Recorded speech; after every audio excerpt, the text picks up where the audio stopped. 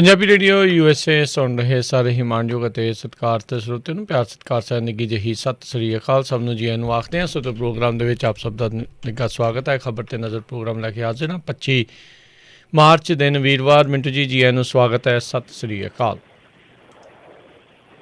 ਜੀ। ਸ਼ੁਕਰੀਆ ਜੀ, ਸਾਰਿਆਂ ਨੂੰ ਸਤਿ ਸ਼੍ਰੀ ਅਕਾਲ ਜੀ। ਸਾਡੇ ਅੱਜ ਦੇ ਪ੍ਰੋਗਰਾਮ ਖਬਰ ਤੇ ਨਜ਼ਰ ਨੂੰ ਸਪਾਂਸਰ ਕਰਦੇ ਨੇ ਖਾਲਸਾ ਇੰਸ਼ੋਰੈਂਸ ਏਜੰਸੀ ਵਾਲੇ, ਜਿਨ੍ਹਾਂ ਦੇ ਕੋਲੋਂ ਤੁਸੀਂ ਹਰ ਇੱਕ ਤਰੀਕੇ ਦੀ ਇੰਸ਼ੋਰੈਂਸ ਕਰਵਾ ਸਕਦੇ ਹੋ। ਇੰਸ਼ੋਰੈਂਸ ਬਾਰੇ ਪਤਾ ਕਰਨ ਲਈ ਕਾਲ ਕਰੋ ਨੰਬਰ 408-272-2500 4082722500 ਦੇ ਉੱਤੇ।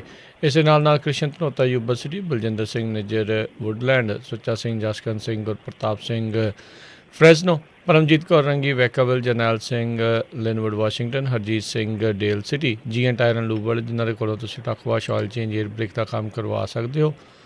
ਨਵੇਂ ਪੁਰਾਣੇ ਟਾਇਰ ਵਾਜਿਬ ਕੀਮਤਾਂ 'ਤੇ ਖਰੀਦ ਸਕਦੇ ਹੋ। ਸੈਂਟਰਨੈਲਾ ਮਡੇਰਾ ਦੇ ਵਿੱਚ ਲੋਕੇਸ਼ਨ ਨੇ। ਕਾਲ ਕਰ ਸਕਦੇ ਹੋ Nima Sohta 209-277-0113। West Coast truck driving school Fresno ਵਾਲੇ, ਜਿਹੜੇ ਕਿ ਤੁਹਾਨੂੰ ਟਰੱਕ ਦਾ ਲਾਇਸੈਂਸ ਵਧੀਆ ਸਿਖਲਾਈ ਦੇ ਕੇ ਘੱਟ ਸਮੇਂ ਦੇ ਵਿੱਚ ਲੈਣ 'ਚ ਸਹਾਇਤਾ ਕਰਦੇ ਨੇ।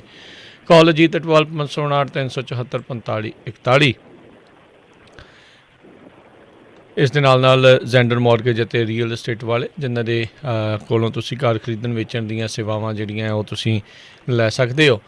Home loans, commercial loans, agriculture loans, refinance ਦੇ ਲਈ ਕਾਲ ਕਰੋ ਮੋਹਨ ਚੀਮਾ ਹੋਣਾ ਨੂੰ। ਉਸ ਦੇ ਲਈ ਸੰਪਰਕ ਕਰੋ ਨੰਬਰ 559-905-2575, 5599052575। ਅਤੇ ਇਮੀਗ੍ਰੇਸ਼ਨ ਦਾ ਹੋਵੇ ਕੋਈ ਵੀ ਕੰਮ, ਅਤੇ ਇਮੀਗ੍ਰੇਸ਼ਨ ਦੇ ਅਟਰਨੀ ਜੇ ਟੇਕਿਆਣਾ ਹੋਣਾ ਦੇ ਨਾਲ ਸੰਪਰਕ ਕਰੋ ਨੰਬਰ 4159090503, 415-909-0503। ਇਹਨਾਂ ਸਾਰਿਆਂ ਦਾ ਧੰਨਵਾਦ। ਜੇਕਰ ਤੁਸੀਂ ਜਾਂ ਕੋਈ ਹੋਰ ਕਾਰੋਬਾਰ ਇਸ ਪ੍ਰੋਗਰਾਮ ਨੂੰ ਸਪਾਂਸਰ ਕਰਨਾ ਚਾਹੁੰਦੇ ਹੋ, ਸੰਪਰਕ ਕਰ ਸਕਦੇ ਹੋ ਨੰਬਰ 408-722-7698 ਦੇ ਉੱਤੇ।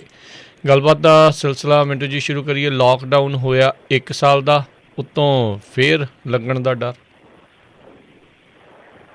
ਨਾ ਏਦਾਂ ਰੰਗੋ, ਭਾਵੇਂ 4 ਡਾਂਗਾ ਮਾਰ ਲਓ, ਪਰ ਇਸਦਾ ਤਾਂ ਡਰਾਵਾ ਨਾ। ਸਹੀ ਗੱਲ ਹੈ ਜੀ, ਕਿਉਂਕਿ ਧੁੰਦ ਨਹੀਂ ਜੀ ਆ ਜਾਂਦੀ ਆ।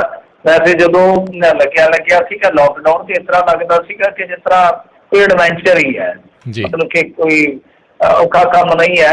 ਪ੍ਰਧਾਨ ਸੇਵਕ ਨੇ ਕਿਹਾ ਕਿ ਕੋਈ ਗੱਲ ਨਹੀਂ ਹੈ, 5-7 ਦਿਨਾਂ ਦੀ ਗੱਲ ਆ। ਵੈਸੇ ਨਾ ਪ੍ਰਧਾਨ ਸੇਵਕ ਭਰੋਸਾ ਬੜਾ ਹੀ ਜ਼ਬਰਦਸਤ ਦਿੰਦੇ ਆ।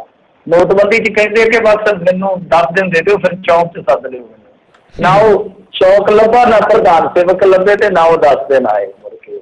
ਤੇ ਇੱਦਾਂ ਹੀ ਸਾਨੂੰ ਇੱਕ ਜੋਸ਼ ਜਿਹਾ ਦੇ ਦਿੱਤਾ, ਤਾਲੀਆਂ ਤੂਲੀਆਂ ਮਰਵਾ ਲਈਆਂ, ਥਾਲੀਆਂ ਥੂਲੀਆਂ ਖੜਕਾ ਲਈਆਂ ਕਿ ਬਸ ਥੋੜ੍ਹੇ ਦਿਨਾਂ ਦੀ ਗੱਲ ਹੈ। ਥੋੜ੍ਹੇ ਦਿਨ ਕਰਦੇ ਆ। ਲੋਹੜੇ ਦੇ 68 ਦਿਨ ਹੋ ਗਏ। ਦਫਾ 68 ਦੀ ਵਾਰੀ ਲੱਗਦੀ ਹੈ, ਬਸ ਉਹ ਦਫਾ 68 ਹੀ ਲੱਗ ਗਈ ਸਾਡੇ ਤੇ।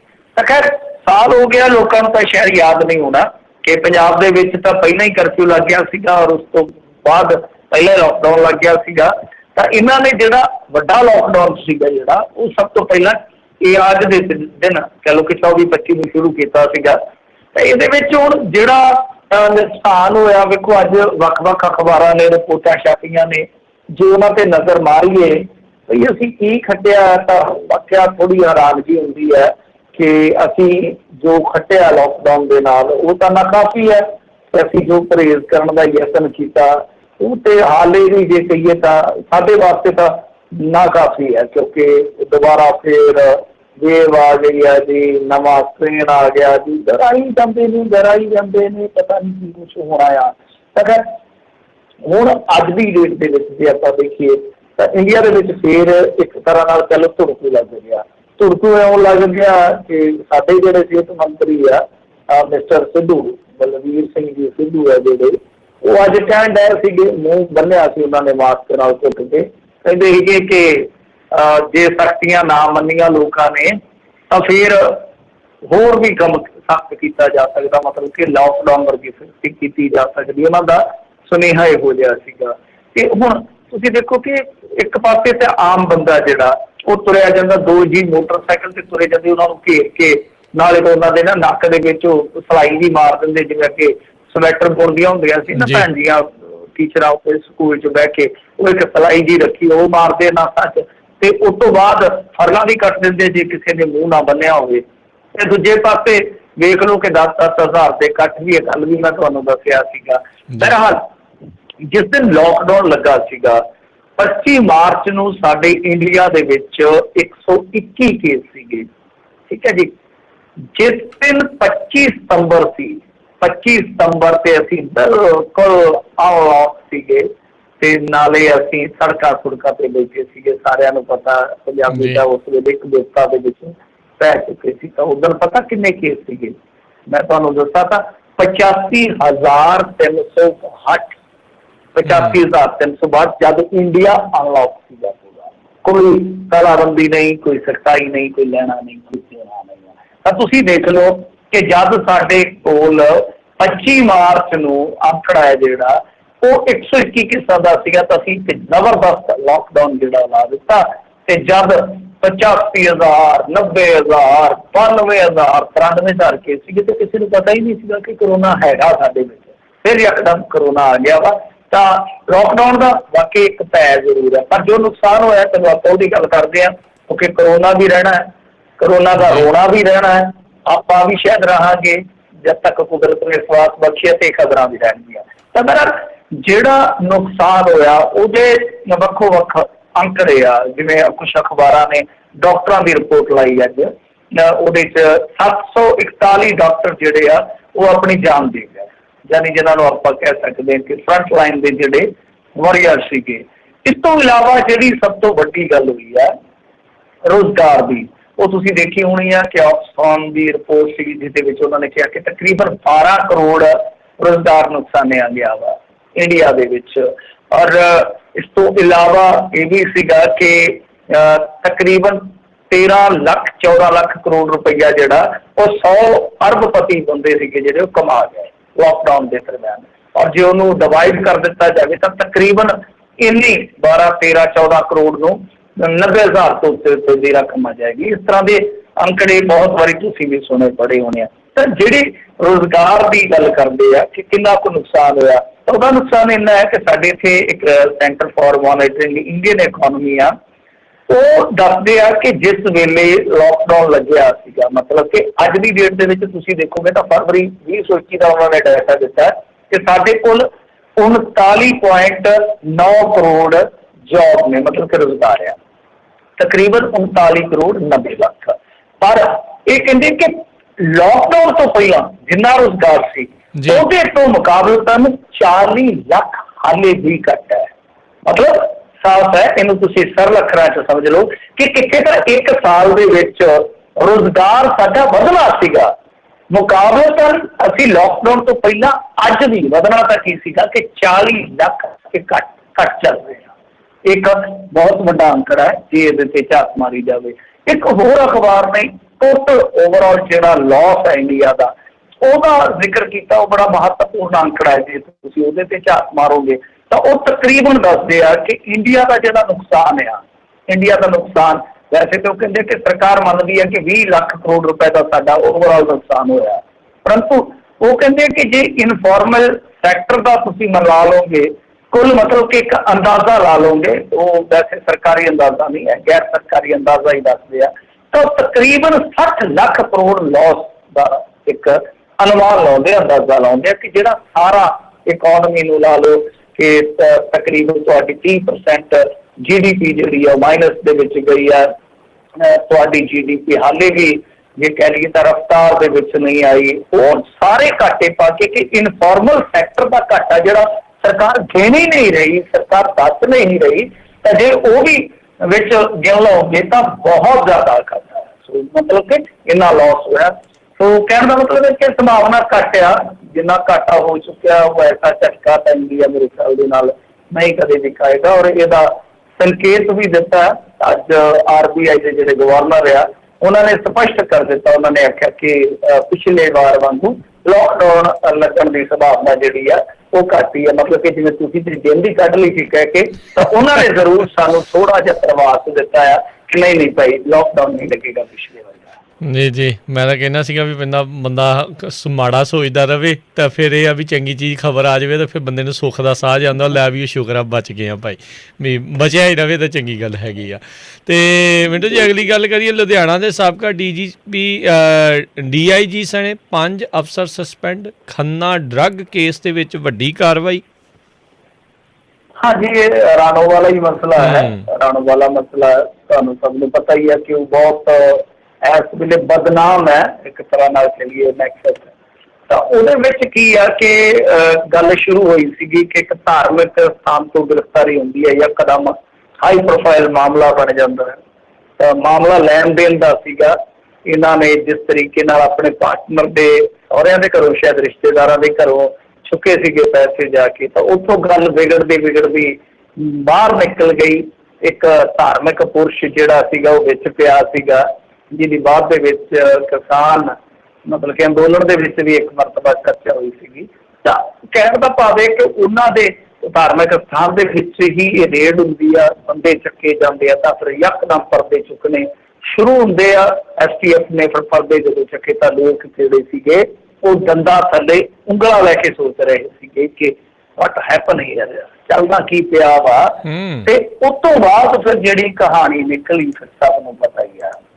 ਹੁਣ ਦੇਖੋ STF ਨੇ ਜਿਹੜੀ ਜਾਂਚ ਪੜਤਾਲ ਕੀਤੀ ਆ, ਉਹ ਵੀ ਜੋ ਜਾਂਚ ਪੜਤਾਲ ਇੱਥੋਂ ਤੱਕ ਲੈ ਕੇ ਆਈ ਆ ਮਸਲੇ ਨੂੰ, ਉਹਦੇ ਵਿੱਚ ਜਿਹੜਾ ਗੁਰਦੀਪ ਸਿੰਘ ਰਾਣੋ ਆ ਉਹਦੀਆਂ ਹੀ ਸਟੇਟਮੈਂਟਾਂ ਨੇ। ਪਰਮਰਾਜ ਉਮਰਾ ਨੰਗਲ ਨੂੰ ਉਹਨੇ ਵਲੇਟ ਦਿੱਤਾ। ਇਸ ਤੋਂ ਇਲਾਵਾ ਇੱਕ ਵਰਿੰਦਰਜੀਤ ਆ, ਉਹ ਮੇਰੇ ਖਿਆਲ ਦੇ ਨਾਲ ਉਸ ਟਾਈਮ DSP ਸੀਗਾ, ਉਹਨੂੰ ਵਲੇਟ ਦਿੱਤਾ ਆ। ਇੱਕ ਮੇਵਾ ਸਿੰਘ ਸੀਗਾ, ਉਹ SP ਸੀਗਾ ਫਰੀਦਕੋਟ, ਉਹਨੂੰ ਵਲੇਟ ਦਿੱਤਾ। ਇੱਕ ਪਰਮਿੰਦਰ ਸਿੰਘ ਸੀਗਾ, ਉਹਨੂੰ ਵਲੇਟ ਦਿੱਤਾ ਆ, ਉਹ ਮੇਰੇ ਖਿਆਲ ਦੇ ਨਾਲ SHO ਸੀ। ਤੇ ਇੱਕ ਹੈ ਕਰਨਸ਼ੇਰ ਸਿੰਘ ਢਿੱਲੋਂ, ਇਹ ਬਾਦਲ ਪਿੰਡ ਦਾ ਹੀ ਆ ਤੇ ਬਾਦਲ ਫੈਮਿਲੀ ਦੇ ਮਤਲਬ ਕਿ ਸ਼ਰੀਕੇ ਦੇ ਵਿੱਚ ਜਿੱਦਾਂ ਲਾ ਲਓ, ਕਿਉਂਕਿ ਇਹਨਾਂ ਦਾ ਉੜਮਾ ਕੋੜਮਾ ਬਹੁਤ ਹੈ। ਤਾਂ ਇੱਕ ਉਹ DSP ਸੀਗਾ, ਉਹਨੂੰ ਵੀ ਵਲੇਟ ਲਿਆ ਗਿਆ। ਸੋ ਇਹ 5 ਅਫਸਰ ਆ ਜਾਂ 5 ਅਧਿਕਾਰੀ ਕਹਿ ਲਓ ਜਿਨ੍ਹਾਂ ਤੇ ਗਾਲ ਸੀਗੀ। ਇਹਨਾਂ ਦੇ ਵਿੱਚ ਉਮਰਾ ਨੰਗਲ ਤੇ ਉਮਰਾ ਭਰ ਦੀ ਬਦਨਾਮੀ ਕੱਟ ਕੇ ਤੁਹਾਨੂੰ ਪਤਾ ਹੀ ਆ ਕਿ ਕਿਹੜੇ ਚੱਕਰਾਂ ਦੇ ਵਿੱਚ ਪਿਆ ਗਿਆ। ਤਾਂ ਦੂਸਰੇ ਜਿਹੜੇ ਆ ਉਹ ਹੁਣ ਦੇਖ ਲਓ, ਇੱਕ ਵਾਰੀ ਤਾਂ ਮੁਅੱਤਲ ਕਰ ਦਿੱਤੇ ਗਏ ਨੇ, ਪਰ ਮੇਰੇ ਖਿਆਲ ਦੇ ਨਾਲ ਮੁਅੱਤਲੀ ਦਾ ਮਸਲਾ ਨਹੀਂ ਹੈ। ਕਿਤੇ ਇਹਨਾਂ ਤੋਂ ਪੁੱਛਗਿੱਛ ਹੋਣੀ ਚਾਹੀਦੀ ਔਰ ਉਸ ਤੋਂ ਬਾਅਦ ਇਹਨਾਂ ਦੀ ਜੇ ਮੰਨ ਲਓ ਦੋਸ਼ਾਂ ਦੇ ਵਿੱਚ ਸੱਚ, ਕਿਉਂਕਿ ਦੋਸ਼ ਨੇ, ਇਹ ਮੈਂ ਸਾਫ਼ ਕਰ ਦਿੰਦਾ, ਇਹ ਤਥਾ ਕਥਿਤ ਦੋਸ਼ ਨੇ, ਇਹ ਨਾ ਮੰਨ ਕੇ ਚਲੋ ਕਿ ਇਹ ਦੋਸ਼ੀ ਨੇ। ਇਹ ਚੀਜ਼ ਜਿਹੜੀ ਆ ਨਾ ਇਨਸਾਫੀ ਕਰਦੀ ਆ। ਤਾਂ ਜੇ ਮੰਨ ਲਓ ਐਲੀਗੇਸ਼ਨ ਜਿਹੜੇ ਆ ਠੋਸ ਨੇ, ਇਹਨਾਂ ਦੇ ਖਿਲਾਫ ਐਵੀਡੈਂਸ ਜਿਹੜੇ ਉਹ ਬਣ ਪਾਉਂਦੇ ਆ, ਤਾਂ ਮੇਰੇ ਖਿਆਲ ਦੇ ਨਾਲ ਅਰੈਸਟ ਹੋਣੀ ਚਾਹੀਦੀ ਆ ਔਰ ਇਹਨਾਂ ਤੋਂ ਵੀ ਤਹਿਕੀਕਾਤ ਕਰਕੇ, ਇਨਵੈਸਟੀਗੇਸ਼ਨ ਕਰਕੇ ਗੱਲ ਤਾਂ ਤੀਕ ਲਿਜਾਣੀ ਚਾਹੀਦੀ ਆ ਹੋਰ ਕੌਣ ਸੀਗੇ ਅਫਸਰ। ਔਰ ਇਸ ਕੇਸ ਦੇ ਵਿੱਚ ਦੇਖੋ ਪੁਲਿਸ ਅਫਸਰ ਤਾਂ ਵਲੇਟ ਦਿੱਤੇ ਗਏ, ਉਹ ਵੀ ਇਸ ਕਰਕੇ ਕਿਉਂਕਿ ਕਮਲਦੀਪ ਬਰਾੜ ਹੈ ਤੇ ਬਹੁਤ ਵੱਡਾ ਜਰਨਲਿਸਟ ਆ, ਅੰਗਰੇਜ਼ੀ ਅਖਬਾਰਾਂ ਦੇ ਕੰਮ ਕਰਦਾ ਆ ਮੁੰਡਾ, ਤੇ ਉਹਨੇ ਸਟੋਰੀ ਕੱਢੀ, ਮਤਲਬ ਕਿ ਡਾਕੂਮੈਂਟ ਹਾਸਲ ਕਰਕੇ ਅੰਗਰੇਜ਼ੀ ਅਖਬਾਰ ਦੇ ਵਿੱਚ ਜਦੋਂ ਕੋਈ ਛਪ ਗਈ ਕਿ ਕਿਸ ਤਰ੍ਹਾਂ ਗੁਰਦੀਪ ਰਾਣੋ ਨੇ ਉਮਰਾ ਨੰਗਲ ਹੋਰਾਂ ਦਾ ਨਾਂ ਲਿਆ ਔਰ ਜ਼ਿਕਰ ਕੀਤਾ ਕਿ ਮੈਂ ਤੇ ਇਹਨਾਂ ਨੂੰ ਜਨਾਨੀਆਂ ਸਪਲਾਈ ਕਰਦਾ ਰਿਹਾ ਇਹਨਾਂ ਤੋਂ ਕੰਮ ਕਢਾਉਣ ਲਈ। ਇੱਥੋਂ ਤੱਕ ਕਿਹਾ ਕਿ ਮੈਂ ਤਾਂ ਟ੍ਰਾਂਸਜੈਕਸ਼ਨਾਂ ਕਰਦਾ ਰਿਹਾ, ਮੇਰੇ ਕੋਲ ਰਿਕਾਰਡ ਆ। ਇੱਥੋਂ ਤੱਕ ਕਿਹਾ ਕਿ ਜਿੱਦਾਂ ਵਰਿੰਦਰਜੀਤ ਆ ਜਾਂ ਪਰਮਿੰਦਰ ਆ, ਇਹਨਾਂ ਨੇ ਇਨਵੈਸਟਮੈਂਟ ਕੀਤੀ ਬਿਨਾਂ ਆਪਣੇ ਮਹਿਕਮੇ ਤੋਂ ਪ੍ਰਵਾਨਗੀ ਲਿਆ। ਇਹਨਾਂ ਨੇ ਸ਼ਰਾਬ ਦੇ ਠੇਕਿਆਂ 'ਚ ਜਾਂ ਪੱਬਾਂ ਦੇ ਵਿੱਚ ਇਨਵੈਸਟਮੈਂਟ ਕੀਤੀ ਤੇ ਮੈਂ ਇਹਨਾਂ ਨੂੰ ਕਮਾਈ ਕਰਕੇ ਵੀ ਦਿੱਤੀ ਆ। ਉਹਦੇ ਕੋਲ ਡਾਇਰੀਆਂ ਦੱਸਦੇ ਆ, ਇਹ ਤਥਾ ਕਥਿਤ ਗੱਲ ਆ ਕਿ ਡਾਇਰੀਆਂ ਦੇ ਵਿੱਚ ਸਾਰਾ ਹਿਸਾਬ ਕਿਤਾਬ ਦਰਜ ਆ ਔਰ ਉਹਦੇ ਵਿੱਚ ਇਹ ਵੀ ਹੈ ਕਿ ਮੈਂ 2-3 ਲੱਖ ਰੁਪਈਆ ਹਾਲੇ ਇੱਕ ਪੁਲਿਸ ਅਫਸਰ ਦਾ ਦੇਣਾ ਵਾ। ਤਾਂ ਇਹ ਜਿਹੜੇ ਐਲੀਗੇਸ਼ਨ ਸੀ ਬਹੁਤ ਠੋਸ ਨੇ, ਸੋਲਿਡ ਨੇ, ਪਰ ਜੇ ਇਹਨਾਂ ਦੇ ਵਿੱਚ ਸੱਚਾਈ ਆ, ਜੇ ਇਹਨਾਂ ਦੇ ਵਿੱਚ ਹਕੀਕਤ ਆ, ਤਾਂ ਮੇਰੇ ਖਿਆਲ ਦੇ ਨਾਲ ਅਰੈਸਟ ਹੋਣੇ ਚਾਹੀਦੇ। ਔਰ ਇਹਦੇ ਵਿੱਚੋਂ ਇੱਕ ਬੰਦਾ ਜਿਹੜਾ ਬਚਾਇਆ ਜਾ ਰਿਹਾ, ਉਹ ਸੀਗਾ ਸ਼ੁਰੂਆਤੀ ਦੌਰ ਦੇ ਵਿੱਚ ਉਹ ਨਾਂ ਆਇਆ ਸੀਗਾ, ਉਹ ਸੀਗਾ ਮੁੱਖ ਮੰਤਰੀ ਦਾ ਬਹੁਤ ਨਜ਼ਦੀਕੀ OSD। ਉਹਨੂੰ ਹਾਲ ਦੀ ਘੜੀ ਕਹਿ ਲਓ ਕਿ ਮੈਂ ਉਹ ਸਟੇਟਮੈਂਟ ਵੀ ਨਹੀਂ ਪੜ੍ਹੀ, ਜੇ ਦੇਖਾ ਤਾਂ ਜਿਹਦੇ ਵਿੱਚ ਉਹਦਾ ਜ਼ਿਕਰ ਆਇਆ ਹੋਵੇ, ਪਰ ਮੁੱਢਲੇ ਤੌਰ ਤੇ ਉਹਦੀ ਇਸ ਬੰਦੇ ਦੇ ਨਾਲ ਤਸਵੀਰਬਾਜ਼ੀ ਜਿਹੜੀ ਹੋਈ ਸੀਗੀ ਜਾਂ ਹੋਰ ਇਸ ਤਰ੍ਹਾਂ ਦੀਆਂ ਸਾਂਝਾਂ ਸੀ, ਉਹ ਨਿਕਲ ਆਈਆਂ ਸੀਗੀਆਂ।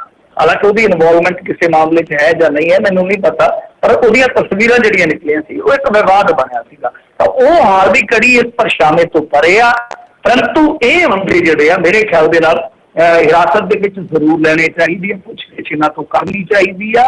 ਔਰ ਇਹ ਸਿਮਿਲਰ ਉਹੀ ਕਹਾਣੀ ਬਣ ਗਈ ਆ ਜਿਹੜੀ ਆਪਾਂ ਇੰਦਰਜੀਤ ਵਾਲੇ ਮਾਮਲੇ 'ਚ ਵੇਖੀ ਸੀ ਕਿ ਇੰਦਰਜੀਤ ਗ੍ਰਿਫਤਾਰ ਹੋਇਆ, STF ਨੇ ਕੀਤਾ ਔਰ ਉਸ ਤੋਂ ਬਾਅਦ ਜਿਵੇਂ ਜਿਵੇਂ ਖਿੱਦੋ ਖਿਲਰਨੀ ਸ਼ੁਰੂ ਹੋਈ, ਲੀਰਾ ਹੀ ਲੀਰਾ ਤੇ ਬਾਅਦ ਦੇ ਵਿੱਚ ਮੁਸ਼ਕ ਔਰ ਫਿਰ ਅਖੀਰੀ ਕੈਪਟਨ ਅਮਰਿੰਦਰ ਸਿੰਘ ਭੱਜਾ ਆਇਆ ਮੋਤੀ ਮਹਿਲ ਦੇ ਵਿੱਚ, ਉਹਨੇ ਪੱਲੀ ਲਿਆਂਦੀ ਤੋਂ ਸਾਰੀਆਂ ਲੀਰਾਂ ਜਿਹੜੀਆਂ ਬੰਨ ਕੇ ਸੀ ਤੇ ਉੱਤੇ ਗੱਡ ਦੇ ਦਿੱਤੀ।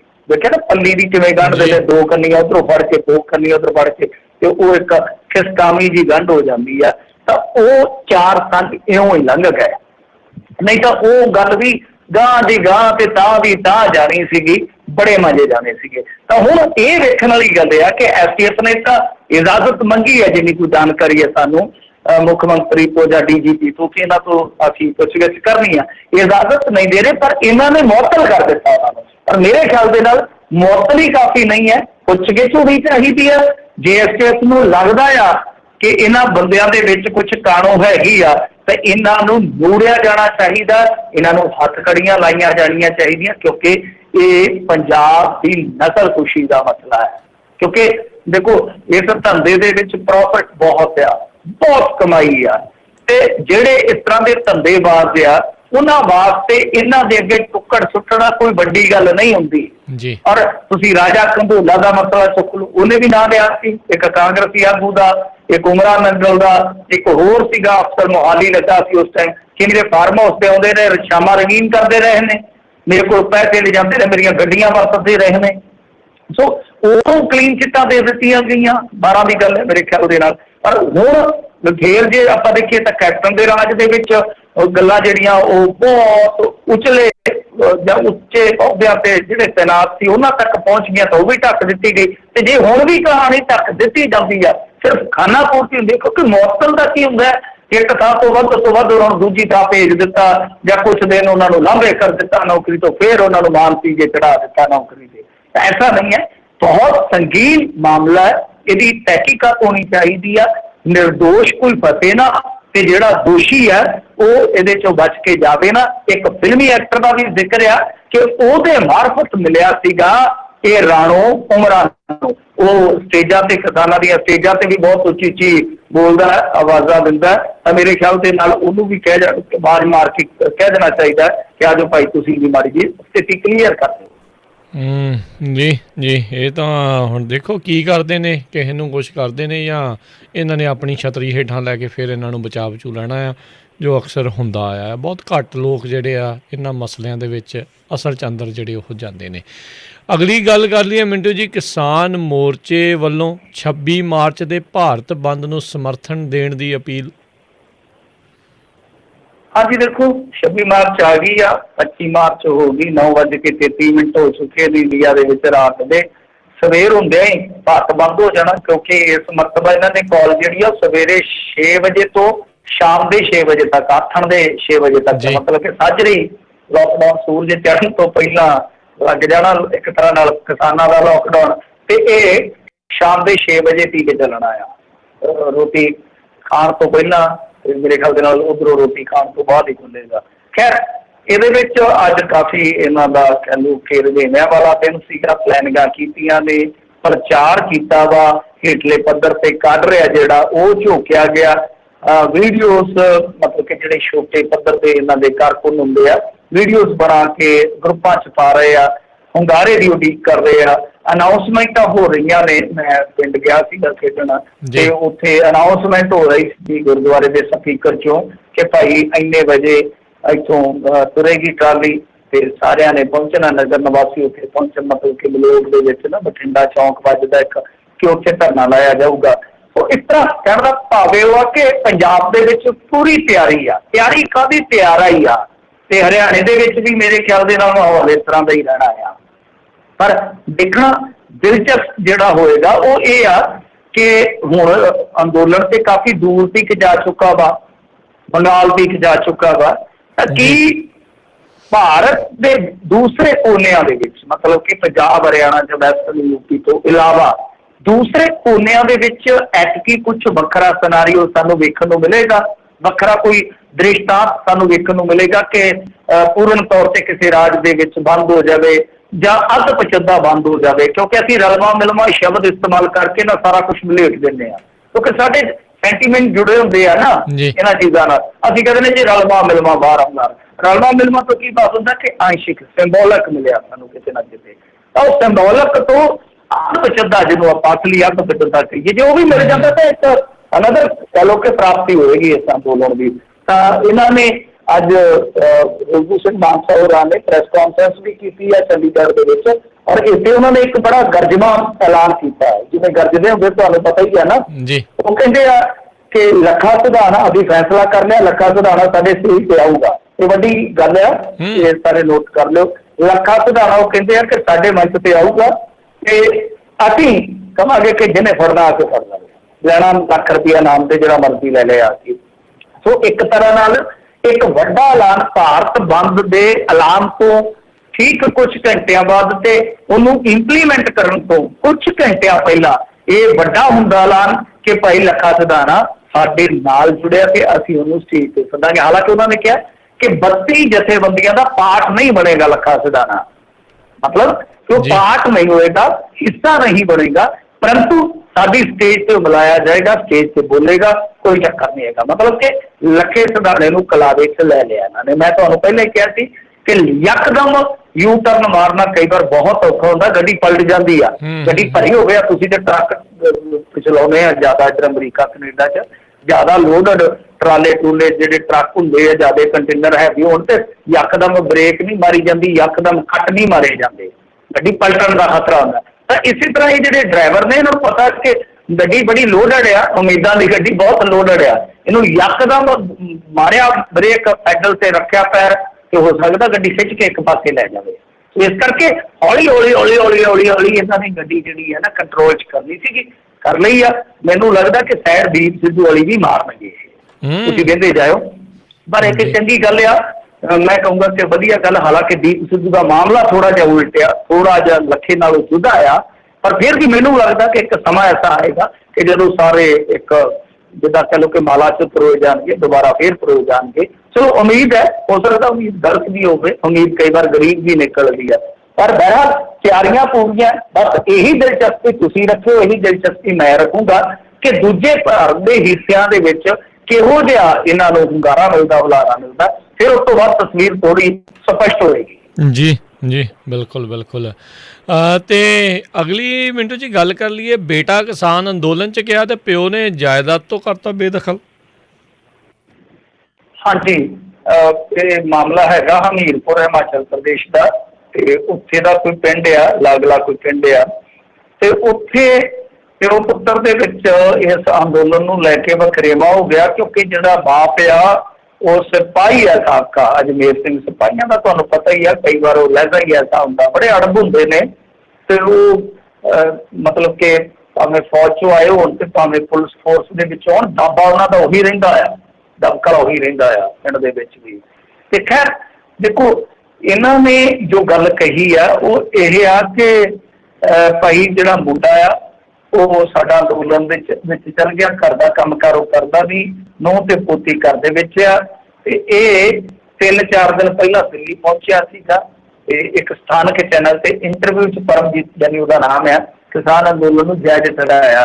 ਇਹ ਜਿਹੜਾ ਉਹ ਸਾਬਕਾ ਫੌਜੀ ਆ, ਉਹਨੂੰ ਇਹ ਗੱਲ ਬੜੀ ਨਾਗਵਾਰ ਗੁਜ਼ਰੀ, ਉਹਨੇ ਚੱਕ ਕੇ ਤੇ ਚੱਲ ਤੇ ਅਚਲ ਜਾਇਦਾਦ ਜਿਹੜੀ ਹੁੰਦੀ ਆ ਉਹਦੇ ਤੋਂ ਬੇਦਖਲ ਕਰ ਦਿੱਤਾ। ਕਹਿੰਦਾ ਕੰਮ ਨਹੀਂ ਕਰਦਾ, ਧੰਦਾ ਨਹੀਂ ਕਰਦਾ, ਉਲਟਾ ਗਲਤ ਅੰਦੋਲਨ ਦੀ ਸਪੋਰਟ ਕਰਦਾ। ਮੇਰਾ ਖਿਆਲ ਆ ਕਿ ਜੇ ਫੌਜੀ ਸਾਹਿਬ ਠੰਡੇ ਮਤੇ ਨਾਲ ਸੋਚੇ ਨਾ ਤੇ ਮੁੰਡੇ ਨੂੰ ਉੱਥੇ ਕਿਤੇ 10-15 ਦਿਨ ਲਾਉਣ ਦੇਣ, ਤਾਂ ਮੈਨੂੰ ਪੱਕੀ ਉਮੀਦ ਆ ਕਿ ਜੇ ਉਹ ਕੰਮ ਚੋਰ ਵੀ ਹੋਇਆ ਨਾ, ਉੱਥੋਂ ਕਿਰਤੀ ਬਣ ਕੇ ਨਿਕਲੂਗਾ, ਪੱਕਾ ਕਾਮਾ ਬਣ ਕੇ ਨਿਕਲੂਗਾ, ਪਰ ਐਸਾ ਕਾਮਾ ਬਣ ਕੇ ਨਿਕਲੂਗਾ ਭਾਵੇਂ ਪਹਾੜ ਨਾਲ ਮੱਥਾ ਲਵਾ ਦਿਓ, ਡੁੱਲੂਗਾ, ਮੇਰਾ ਪੱਕਾ ਯਕੀਨ ਆ।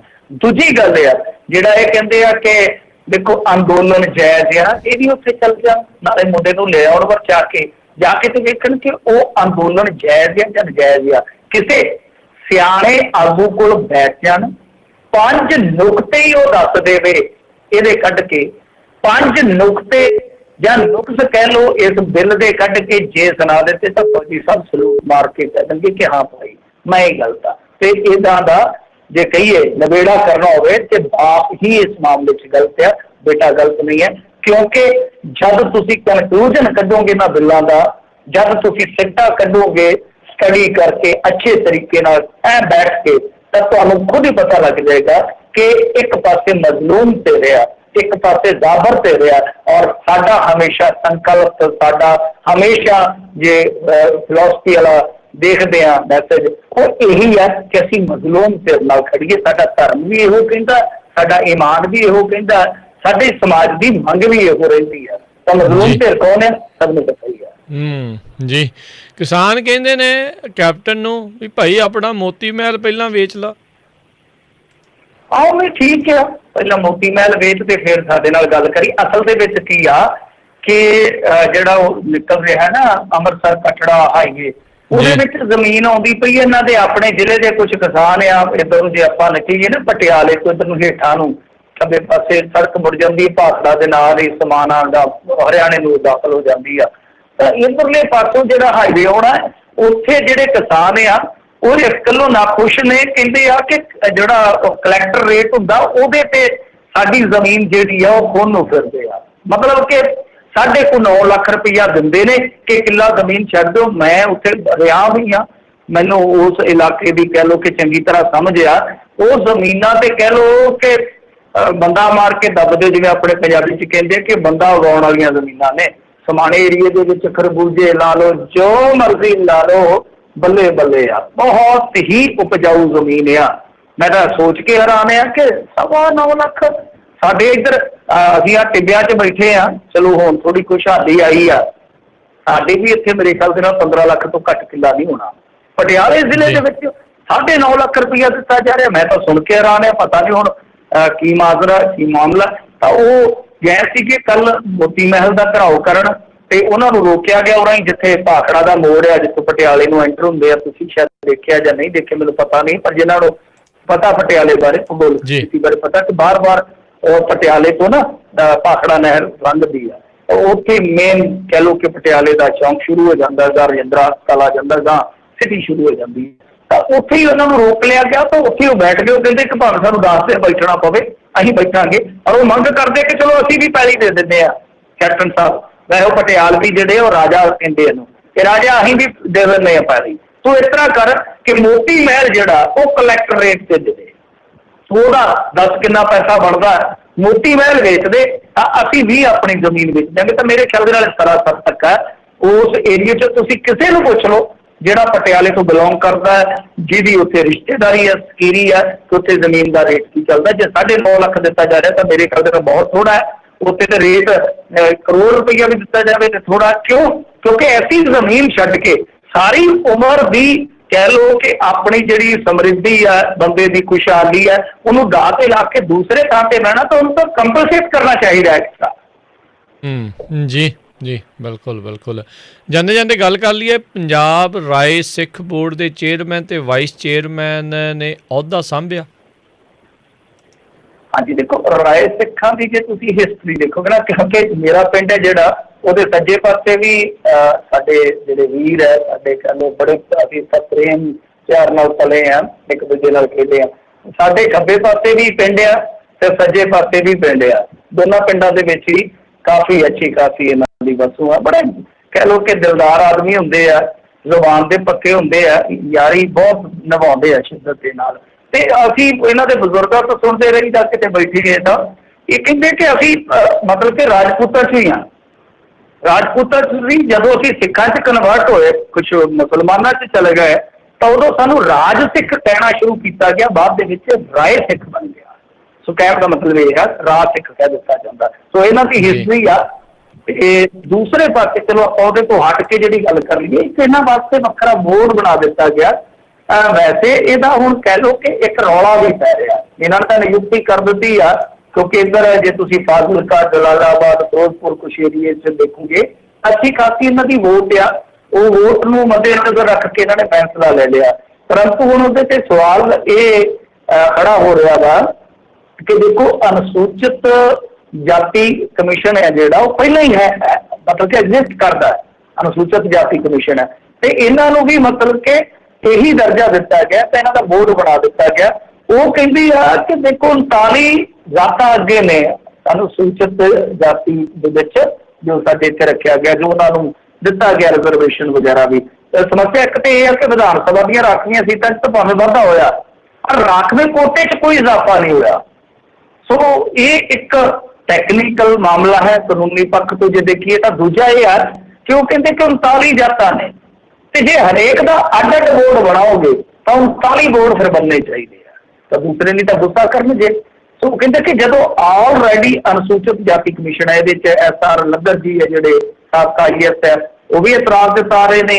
ਕੈਂਥ ਸਾਹਿਬ ਹੈ ਜਿਹੜੇ ਪਰਮਜੀਤ ਸਿੰਘ ਕੈਂਥ, ਉਹ ਤਾਂ ਕਾਫੀ ਹਵਾਲਾ ਵੀ ਦਿੰਦੇ। ਉਹ ਕਹਿੰਦੇ ਆ ਕਿ ਪਹਿਲੀ ਗੱਲ ਹੈ ਕਿ ਰਾਏ ਸਿੱਖਾਂ ਕੋਲ ਜ਼ਮੀਨ ਵੀ ਹੈਗੀ, ਇਹਨਾਂ ਦਾ ਰਹਿਣ ਸਹਿਣ ਵੀ ਉੱਚਾ ਹੈ, ਔਰ ਖੁਦ ਨੂੰ ਦਲਿਤ ਵਰਗ ਦੇ ਨਾਲ ਜੋੜਦੇ ਵੀ ਨਹੀਂ ਹੈ, ਪਰ ਇਹਨਾਂ ਨੂੰ ਵੋਟਾਂ ਕਰਕੇ ਮਤਲਬ ਕਿ ਇਸ ਤਰ੍ਹਾਂ ਦੀਆਂ ਚੀਜ਼ਾਂ ਦਿੱਤੀਆਂ ਜਾ ਰਹੀਆਂ। ਸੋ ਉਹਨਾਂ ਦਾ ਇਤਰਾਜ਼ ਤੇ ਕੁਛ ਹੋਰ ਵੀ ਵੱਡਾ, ਪਰ ਮੇਰੇ ਖਿਆਲ ਦੇ ਨਾਲ ਦੇਖਣਾ ਚਾਹੀਦਾ ਕਿ ਜਦੋਂ ਤੁਸੀਂ ਦਿੱਤਾ ਇਹਨਾਂ ਨੂੰ ਦਰਜਾ ਦੇ ਦਿੱਤਾ ਤਾਂ ਫਿਰ ਤੁਸੀਂ ਰਿਜ਼ਰਵੇਸ਼ਨ ਵੀ ਦਿਓ, ਜਿਹੜੀ ਚੀਜ਼ ਦੇਣ ਵਾਲੀ ਆ। ਬੋਰਡ ਬਣਾ ਦਿੱਤਾ, ਬੋਰਡ ਤਾਂ ਤੁਹਾਨੂੰ ਪਤਾ ਇਹਨਾਂ ਨੇ ਅੱਗੇ ਗਊ ਕਮਿਸ਼ਨ ਵੀ ਬਣਾ ਦਿੱਤਾ ਸੀਗਾ, ਬਾਦਲ ਕਿਆ ਨੇ ਗਊ ਕਮਿਸ਼ਨ ਬਣਾ ਕੇ ਉਹਦਾ ਵੀ ਚੇਅਰਮੈਨ ਲਾ ਦਿੱਤਾ ਸੀਗਾ ਤਾਂ ਕਿ ਵੋਟ ਪੱਕੀ ਹੋ ਜਾਵੇ। ਤਾਂ ਵੋਟ ਦੀ ਗੱਲ ਨਹੀਂ ਹੋਣੀ ਚਾਹੀਦੀ, ਵਿਕਾਸ ਦੀ ਗੱਲ ਹੋਣੀ ਚਾਹੀਦੀ ਆ। ਇਸ ਭਾਈਚਾਰੇ ਦਾ ਹਾਲੇ ਵੀ ਜਿਹੜਾ ਗਰੀਬ ਤਬਕਾ ਬਹੁਤ ਜ਼ਿਆਦਾ ਕਹਿ ਲਈਏ ਕਿ ਘੱਟ ਪੜ੍ਹਿਆ ਲਿਖਿਆ, ਉਹਨਾਂ ਤੱਕ ਪੜ੍ਹਾਈ ਪਹੁੰਚਣੀ ਚਾਹੀਦੀ ਹੈ, ਨੌਕਰੀਆਂ ਪਹੁੰਚਣੀਆਂ ਚਾਹੀਦੀਆਂ। ਮਿਹਨਤਕਸ਼ ਕੌਮ ਹੈ ਇਹ, ਵੈਸੇ ਤਾਂ ਸਾਰੀ ਆਪਾਂ ਕੌਮ ਹੈ, ਪੰਜਾਬੀ ਕੌਮ ਹੀ ਮਿਹਨਤਕਸ਼ ਹੈ। ਤਾਂ ਮੇਰੇ ਕਹਿਣ ਦਾ ਮਤਲਬ ਹੈ ਕਿ ਇਹਨਾਂ ਨੂੰ ਹੋਰ ਸਹੂਲਤਾਂ ਦੇਣੀਆਂ ਚਾਹੀਦੀਆਂ, ਵੋਟ ਮੁਖੀ ਰਾਜਨੀਤੀ ਨਹੀਂ ਕਰਨੀ ਚਾਹੀਦੀ, ਵਿਕਾਸ ਮੁਖੀ ਰਾਜਨੀਤੀ ਹੋਣੀ ਚਾਹੀਦੀ ਆ। ਜੀ ਜੀ ਜੀ। ਤੇ ਮਿੰਟੂ ਜੀ ਬਹੁਤ ਬਹੁਤ ਧੰਨਵਾਦ ਤੁਹਾਡਾ ਤੇ ਸਾਡੇ ਨਾਲ ਜੁੜੇ ਇਹਨਾਂ ਖਬਰਾਂ ਬਾਰੇ ਜਾਣਕਾਰੀ ਦਿੱਤੀਆਂ। ਮਿਲਦੇ ਹਾਂ ਜੀ ਅਗਲੀ ਵਾਰ, ਮਿਹਰਬਾਨੀ, ਸਤਿ ਸ਼੍ਰੀ ਅਕਾਲ ਜੀ। ਸਤਿ ਸ਼੍ਰੀ ਅਕਾਲ ਜੀ ਤੇ ਸੋਚਿਓ ਪ੍ਰੋਗਰਾਮ ਖਬਰ ਤੇ ਨਜ਼ਰ ਸਮਾਪਤ ਹੈ। ਮਿਲਦੇ ਹਾਂ ਅਗਲੀ ਵਾਰ, ਤੱਕ ਲਈ ਮੇਰੇ ਵੱਲੋਂ ਵੀ ਤੁਹਾਨੂੰ ਸਭ ਨੂੰ ਸਤਿ ਸ਼੍ਰੀ ਅਕਾਲ। ਸੁਣਦੇ ਰਹੋ ਪੰਜਾਬੀ ਰੇਡੀਓ USA। ਤੇ ਮਿੰਟੂ ਜੀ ਬਹੁਤ ਬਹੁਤ ਧੰਨਵਾਦ।